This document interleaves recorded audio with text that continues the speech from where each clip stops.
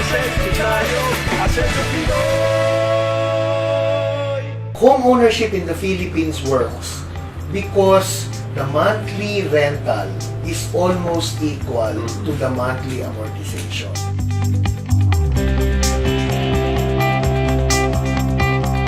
Karamihan ng ating mga kababayan, yan nga sinasabi nilang pangarap. When you ask them, anong pangarap mo sa buhay? To have my own house and land. Yes.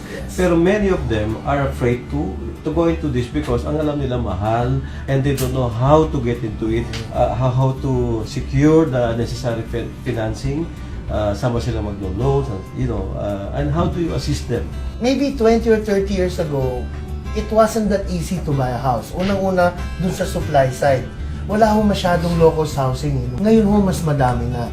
So, the buyer who has a budget can now have many options.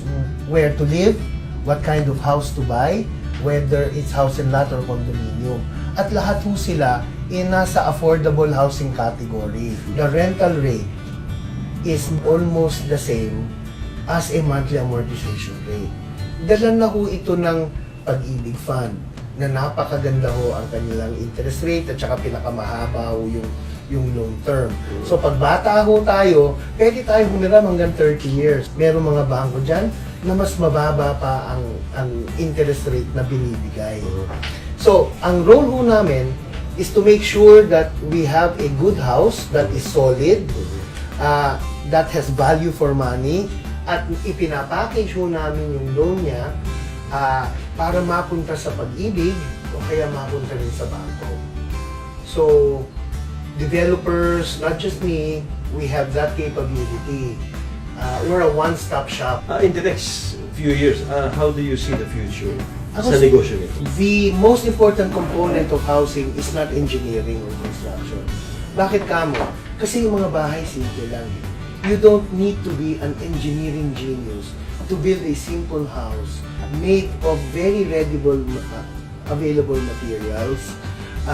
It's basically a starter house, 4 walls and a roof. You don't also need to be a marketing genius to sell these houses at 1 million, at 1.5 million, the cost of which is actually cheaper than a good second-hand car. Housing finance is the key.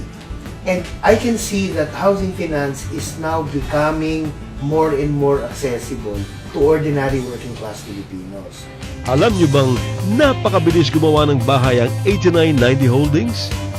In less than 2 weeks, gawa na ang bahay mo. We have good housing technology. So we're precast and therefore mabilis ho kaming magpagawa ng bahay. In the market today that values speed, then we are able to serve the market well because we're one of the fastest manufacturers of houses in the Philippines. The strength of a wall, a cement wall, is measured by pounds per square inch. Ang tinatawag nilang PSI. So mas mataas na number, mas matibay. So ang hollow blocks wall, may bakal, merong semento. Yung optimum strength niya nasa 800 PSI.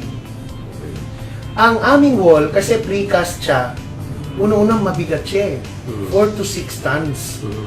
So, kailangan, pag angat mo ng wall, kailangan yung bigat niya suportado ng masa niya. Diba? Ang pounds per square inch ho ng aming wall is at least 3,600 PSI. So, matibay talaga siya. Ang pabahay ho, napaka-importante yan. Kung hindi lang ho sa atin, sa ating mga anak. And so, kung nag-iisip ho tayong bumili ng bahay, huwag ho tayong mag-atubili. Kasi the best time to buy a house is now. So, lahat ho sa inyo, ako'y nagpapasalamat at mabuhay ho tayong lahat.